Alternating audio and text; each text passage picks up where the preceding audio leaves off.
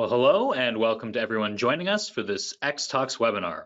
Today's talk is entitled Success Stories for Challenging pDNA and Viral Vectors Downstream Processing. My name is Corey Stanton and I'll be your Xtalks host for this event. Today's presentation runs for approximately 30 minutes and the webinar includes an interactive Q&A session at the end. To make the most of this session, feel free to submit questions and comments for our speakers throughout the presentation and we'll try to attend to as many as possible. If you're joining us via GoToWebinar, you can use the questions chat box, which is located in the control panel on the right-hand side of your screen. And if you require any assistance, please don't hesitate to contact me by sending a message using this very same chat box. And if you're viewing this presentation from our LinkedIn Live event, you can submit your questions using the comments tab on LinkedIn. Please note that all audience members are in listen-only mode and that this event will be recorded and made available for streaming to those who registered on xtalks.com. At this point, I'd like to thank our Xtalks partner for this event, Astrea Bioseparations, who developed the content for this presentation. Explore the pinnacle of bioseparation excellence with Astrea Bioseparations, a biotage company. Spanning a legacy of over 30 years, Astrea's industry-leading bioseparation technologies empower their customers to deliver life-improving and life-saving advanced therapies to patients worldwide. Their team takes pride in supplying world-class products that adhere to FDA and EMA standards, ensuring excellence in manufacturing processes. At the heart of their commitment is a dedicated R&D team relentlessly driving innovation, bringing state-of-the-art technologies to market. In an ever-evolving landscape, Astrea strives to meet the dynamic needs for speed and efficiency, where every breakthrough propels toward a future of enhanced patient care. And now, let's take a moment to get to know our panelists for today's webinar. One of our speakers is Ian Scanlon. Ian has 3 decades of process development experience in pharma, biotech, and life sciences. Since 2014, Ian has worked on convective adsorbents for the purification of biologics. Currently, he leads the team delivering nanofiber adsorbent solutions for ATMP targets at Astrea Bioseparations in Cambridge, United Kingdom. And also joining us today is Dr. Christine Childers. Dr. Childers, a senior scientist at Astrea Bioseparations, leads next-generation nucleotide purification using nanofiber technology. With a PhD from Carleton University in enzyme purification and metabolic regulation, she has 4 years of industry experience in downstream process development. Previously, she focused on customer-based R&D, process scale-up, and nucleotide workflow transfer at CPI. Now, she spearheads nanofiber-based pDNA and mRNA process development at Astrea Bioseparations. And now, without any further ado, I'd like to hand the mic over to our first speaker today, Ian Scanlon. Ian, the floor is yours. Hi, my name's Ian Scanlon. I'm the nanofiber development lead here at Astrea Bioseparations, and I'm going to be discussing today our novel technology for purification of cell and gene therapy targets, with particular reference to lentivirus. I'm joined by my colleague, Dr. Christine Childers. Hi, yes, I'm Dr. Christine Childers. I'm a senior scientist here at Astrea Bioseparations, working on plasmid DNA, and I will be talking about the pDNA Hero devices today. So I'm going to talk today about developing a process for lentivirus purification with the material that we have generated in-house here at Astrea. So lentiviral vectors are the predominant vector for CAR T therapy production, and the current processes give us low and relatively variable yields of functional lentiviral particles, and that really is the critical parameter. So there's a real need for scalable strategies to look at better capacity, a more gentle elution condition so that we can retain that functionality, and high recovery but with good removal of any kind of impurities that are going to affect the cells in the CAR T process. The issues around processing lentivirus and any other really large particle that can be used as a delivery vector is largely around size. So the current technologies developed for monoclonal antibodies are not suitable for this. So we've developed a material that has a very high surface area, a large sort of mean flow path through that material around is actually around 1 micron, but an average of around 860 nanometers.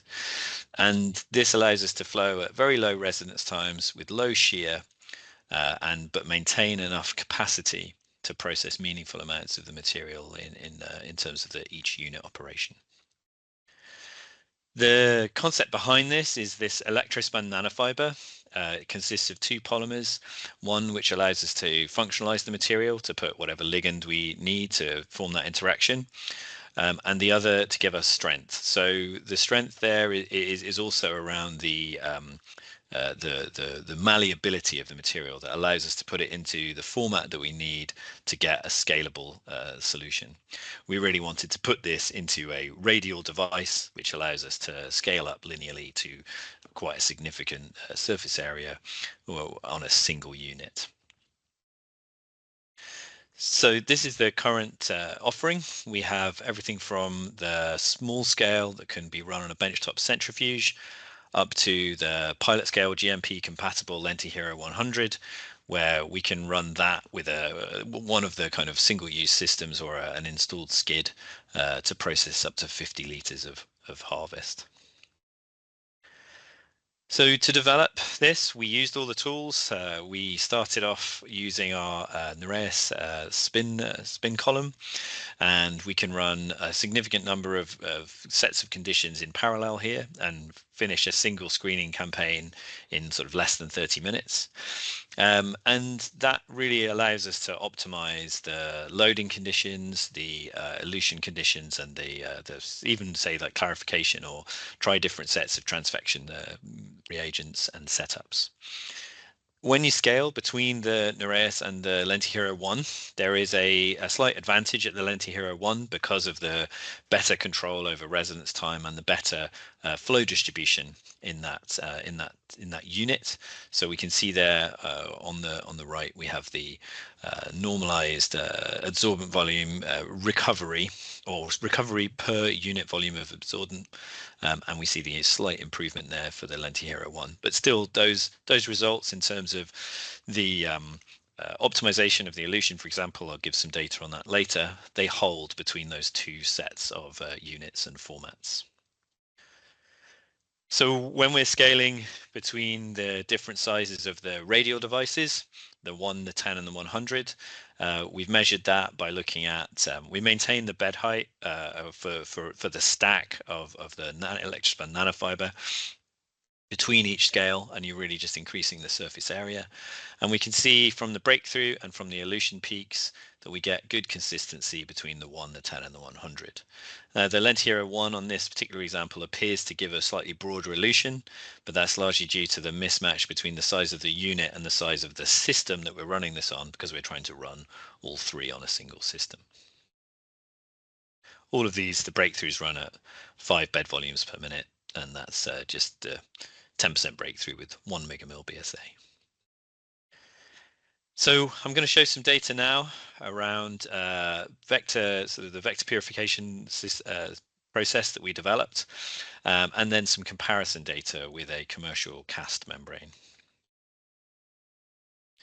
Our process is fairly standard for what we've observed in the industry. We use HEC 293 suspension cells, we transfect with PEI Pro, and we use a fairly standard clarification setup where at small scale up to sort of a liter or so we'll use centrifugation, and then at the larger scales we've only really gone up to a couple of liters, but then we can use depth filtration, but then we terminate just before the chromatography with a 0.45 PES for microfiltration. Our buffers again are pretty standard, so we use 20 millimolar tris, 20 millimolar mag chloride, and then for our elution we can use 0.6 molar sodium chloride rather than 1 or 1.5 as is recommended for the Q membranes. And our all of our process steps in all of this data we're showing here are run at 5 membrane volumes per minute. We've actually subsequently run a lot of these at 10 membrane volumes a minute, so that will be up to a liter a minute on the 100 unit, and we don't see any effect of residence time. So for our analytics, we run a P24 ELISA, and then we have a TU assay. So critically, we're looking at the functionality of these lentivirus particles. So we're looking for GFP positive by flow cytometry in transduced Jurkat cells. And then we look at the impurities by a standard sort of HCP ELISA and picogreen to look at removal of the DNA. When we ran 3 repeats here, this is 3 different batches of material on a unit. This gives us very reproducible recovery. We're around 50% for the average, and that's functional recovery. And when we look at the recovery of physical particles, we can see that we are enriching the pool. So we are ending up with a better ratio of functional particles per free P24 particles. And the impurity removal is very good. So we're seeing 95% or better reduction of the host cell protein and around 90% reduction in the double-stranded DNA. And as I say, all of these eluted with 600 millimolar sodium chloride in that 20 millimolar tris, 20 millimolar mag chloride. We dilute those 1 in 3 to go down to the 200 millimolar sodium chloride, where the lentivirus is more stable. And that's just a small aspect of the work that we can do on a single unit. So on one specific unit, this is 18 runs on one individual lentihero 1. This was testing a number of different modes of clarification, different methods of transfection, and in between each run, we do a reverse flush with 0.5 molar sodium hydroxide, hold that overnight just at room temperature, and then re-equilibrate. So the maximum pressure drop at 5 bed volumes per minute is less than 1 bar throughout or any of those processes. And the binding capacity does not reduce with that exposure to sodium hydroxide. So we're proxying the binding capacity for the lentiviral particles by using a model protein, and you can see the capacity there that we're measuring is not changing between run 2 and run 18. So how does that compare, or how does this performance compare with the commercially available cast membranes? So fundamentally, the difference between our technology and the current existing kind of cast membranes is in the surface area. The available surface area on our electrospun nanofibers is significantly larger, and that allows us to have a lower ligand density per unit volume, so we can elute with a lower conductivity. Whereas on the cast membranes, you've got some sort of solid surface there, or a surface over a solid, and that then has to be at a higher ligand density to achieve the same kinds of capacity. So in order to measure this, what does this mean in terms of actual operational parameters? And what we did was take a batch of lentiviral particles. We loaded up to 5E9 TU per mil of adsorbent. And then we measured breakthrough, looking at both P24 and functional particles. So these are all carried out in parallel. You can see that as we run the commercial Q membrane, we see breakthrough in the P24 and in the TU quite quickly. But when we're running the same experiment using the lentihero, we can see quite a significantly larger amount of lentiviral particles loaded before we start seeing them breaking through into the flow through. And this equates to around sort of 500 CV of load, which is around 3E9 TU per mil of adsorbent, versus on the commercial Q membrane, that's around 175 CV, and that equates to 9E8 TU per mil of adsorbent. The second difference that you can see from the two materials is the elution profile. So when we elute from the lentihero and we're recovering a significant amount of the material up the 600 millimolar salt concentration. With the commercial Q membrane, you're really having to go up to that 1 molar sodium chloride in order to recover the same kind of volume of material, or the same amount of material. And what does that mean for further down the line? So if you're already having to use a larger membrane device and you're having to dilute more because you're eluting at a higher concentration of salt, so in order to hit that 200 millimolar sodium chloride concentration that you need for the product stability, you're doing a 5x dilution versus a 3x, and you're already using a 3 times larger device, then you obviously end up with a significantly larger pool of material at the end of your downstream process. And because that formulation and final filtration can be a significant bottleneck and a point where material is lost in the lentiviral vector process, we feel that this is a significant advantage of the lentihero product. So achieving 50% on the elution is good, and that is in literature we've seen processes like 20 to 40% being considered commercially viable.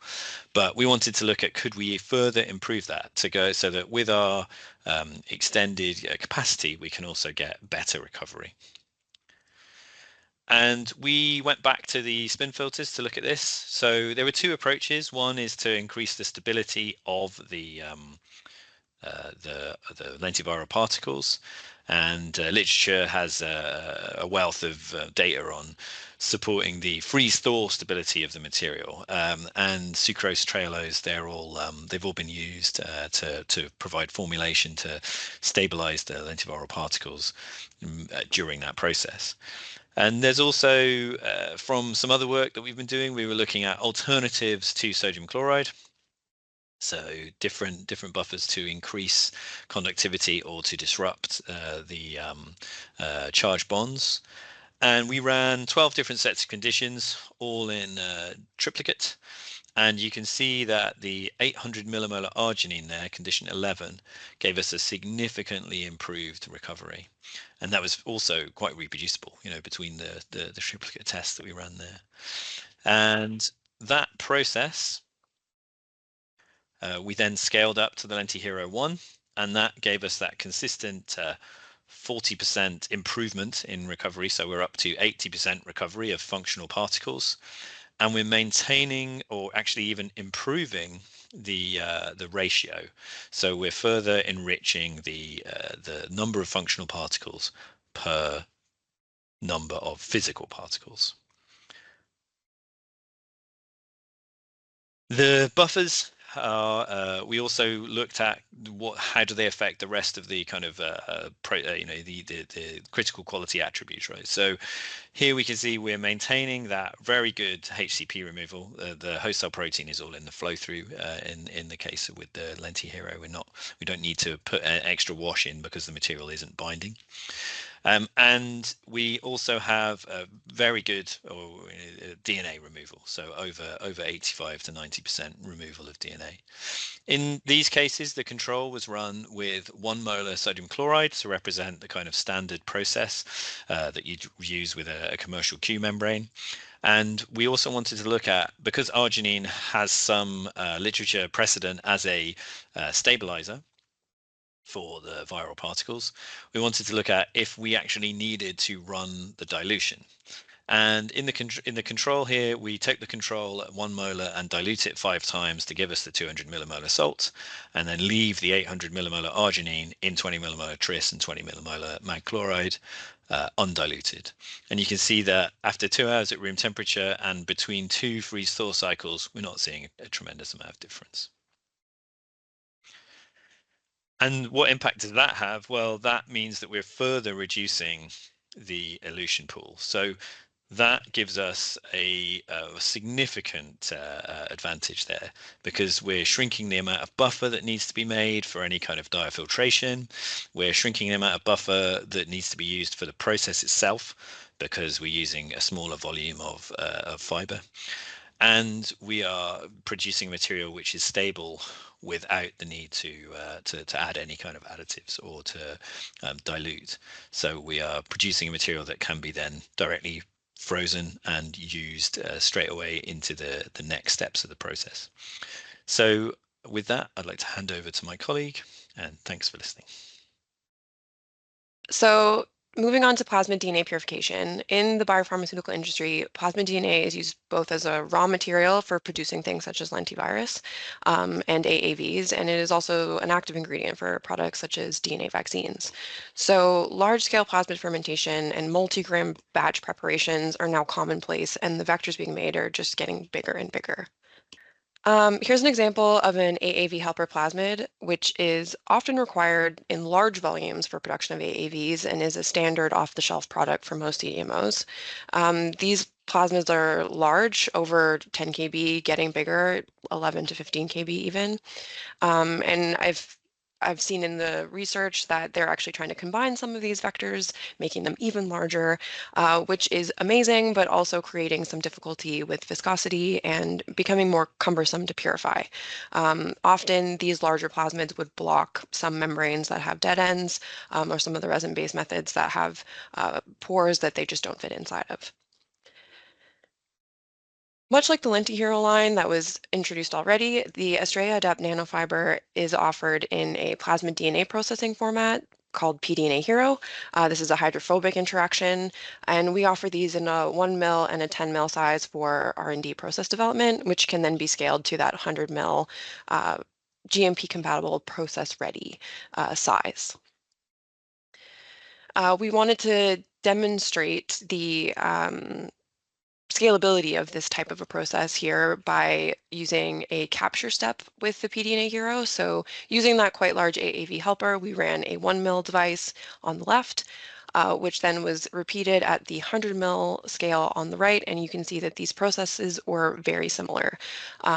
Even though we ran one on an Avant and one using a bespoke single-use pathway, we were able to keep the flow rates consistent with membrane volume, which allowed the running time to stay the same. It was even a little bit shorter on the larger unit while maintaining a similar recovery. If you were to take a capture step like that further, you'd want to do some kind of resolution for that supercoil percentage. Here's an example of this on our qPureBead Edge. As was mentioned before, our PureBead products don't have that internal core. It's all external ligands, so there's no pore to enter for those larger plasmids, which means we were able to keep this loading at a 2-minute residence time. And with some clever step-offs, we were able to get good resolution between open circular and supercoiled plasmids. Now, not every plasmid DNA process is going to be aimed at a high supercoil percentage. Linear plasmid DNA is an example of this, where you're looking for a total recovery that can then be digested. This is an example of a method where we use pDNA Hero both for capture and for that linearized cleanup. The method on the right shows that we were able to capture 6 mg of a 6 kilobase plasmid using the typical pDNA Hero method, which is a capture with a 3 molar ammonium sulfate. We were then able to desalt and take 4 mg of that plasmid and linearize it with HIN3 using the typical manufacturer recommendations. And we were able to then capture that linearized plasmid on the pDNA Hero using only 2.25 molar ammonium sulfate, which allowed for an easy recapture of that product. And this was able to be run still at 5 mil per minute, which allowed for a processing time of only 45 minutes, including that ZIP at the end. Now that process is summarized on the left, showing the lysis, pDNA Hero capture, desalt, reaction, and then linearized capture. And we were able to keep an 85% recovery of that linearized material, eluting just into TE. And critically, we were able to remove 99% of the protein that was in that sample, which allows for that plasmid to be ready for next steps, such as an IVT reaction or some other cell-free processes. Plasmid DNA production, though, is typically done with orthogonal steps. So you would run an anion exchange into the HIC rather than doing the hydrophobic capture. So we took material that had been previously captured from an anion exchange step using our DEA puribead, and we ran the previously captured material on pDNA Hero as a secondary polishing step. You can see here that in an R&D scale, you can load 1.6 mg on a pDNA Hero 1 and 16 mg on a pDNA Hero 10 and get fairly similar results, if not exactly similar. The flow rates were kept consistent by membrane volume, so 5 mils per minute on the 1 mil unit and 50 mil per minute on the 10 mil unit, allowing for rapid processing, keeping everything under 30 minutes. And you can see that the recovery and the yield for both obviously would be the same. Critically, I'd like to point out that the max delta pressure for both of these were kept quite low, so we are able to keep these high processing speeds without introducing high pressure onto the plasmid. Now, in order to show this at an industrial relevant scale, we worked with the Center for Process Innovation up in Darlington, UK. We had them express an 8 kilobase plasmid, which is a typical in-house plasmid for them, at the 100-liter scale in order to do typical R&D development at the lab scale and then move into a 100 mill processing platform. This was using the DEAE pure bead for capture, showing some removal of RNA and endotoxin, and then going into polish for removal of any additional impurities. To summarize that method on the right here, the process was a typical alkaline lysate with some calcium chloride precipitation and filtration before you go into a DEAE capture step.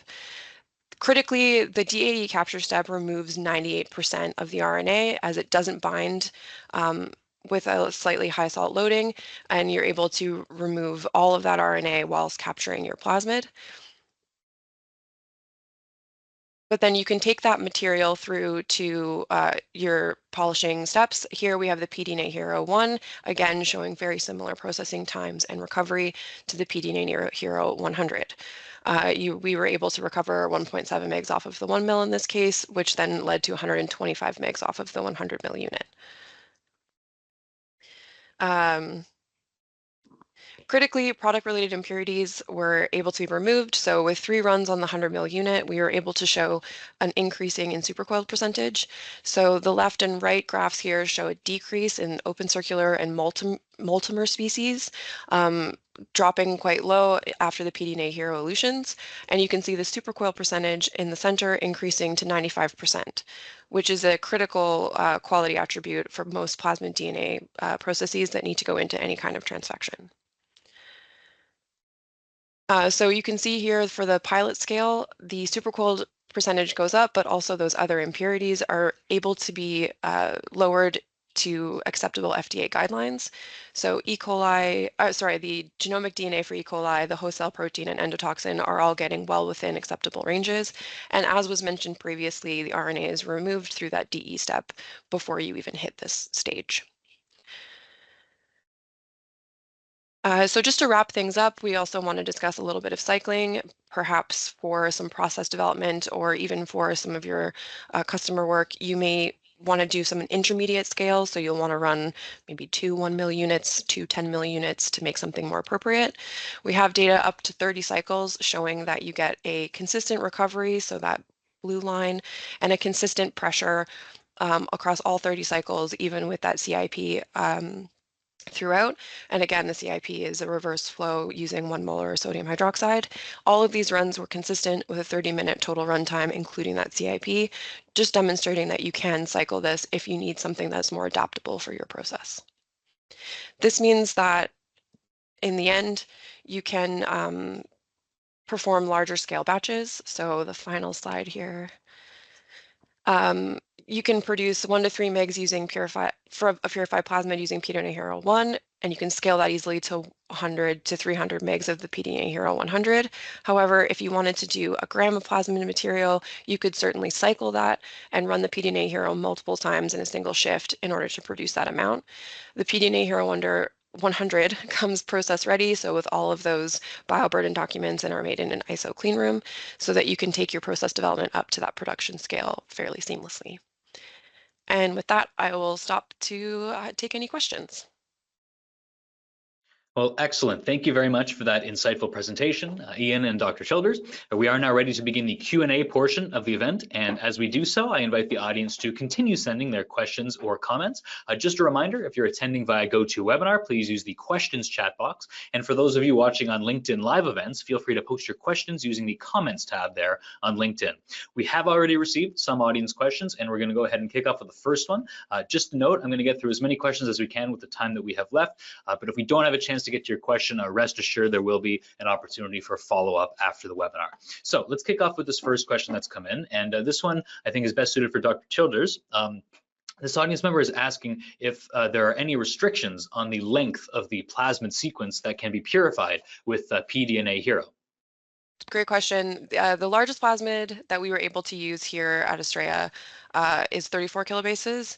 Now, if you're going to increase the size of the plasmid that dramatically, you would go through different clarification steps in order to remove some impurities that are smaller. So you'd probably do more extensive TFF, and you'd have to be a little bit gentler with the plasmid because it's so large. But we have captured and eluted a 34 kilobase pair plasmid. Excellent. Thank you for that, Dr. Childers. We have another question that's come in here from the audience, and I'll keep it with you to answer this one.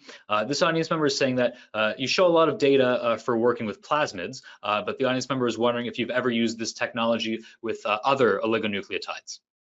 Okay. Are we working on any other oligonucleotides other than plasmid?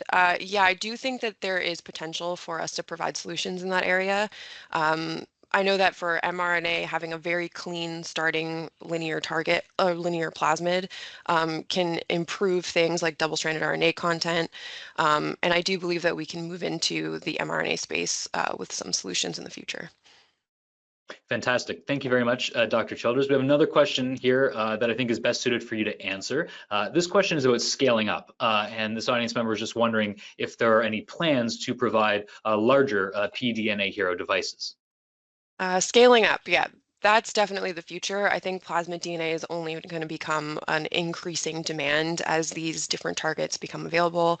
I think we could probably expect to go up to a 1 liter device where we can really grip and rip and make some plasmid on a large scale. I definitely see that happening in the future. Thank you so much, Dr. Childers. I think we have time for 2 more questions from the audience here. So I'm going to go ahead and pass this next one over to Ian.